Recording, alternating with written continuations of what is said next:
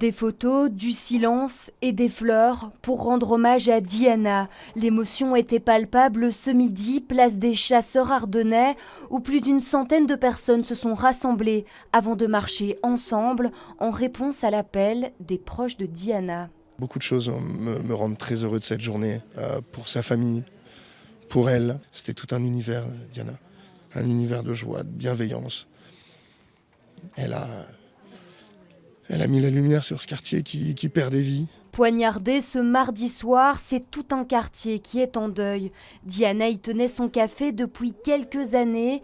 Dans la foule, de nombreux voisins choqués et révoltés par ce féminicide. Quand je vois ça dans mon quartier ici à Tirement, c'est choquant, quoi. Il faut que ça s'arrête. C'était un café convivial.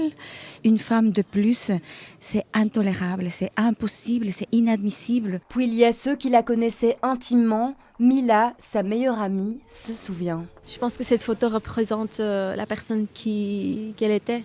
Souriante, tout le temps, toujours de bonne humeur, toujours joyeuse.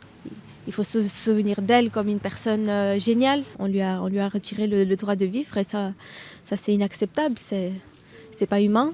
C'est l'ex-compagnon de Diana qui est inculpé pour le meurtre. Il a été placé sous mandat d'arrêt. Elle a été tuée parce qu'elle réussissait à vivre sans lui, parce qu'elle était de plus en plus fière, parce qu'elle réussissait à se sortir de toute son ancienne vie. C'était vraiment une femme hors du commun. Il faut rendre justice à Diana parce que réellement, parmi toutes les personnes que je connais, c'était la personne la plus rayonnante.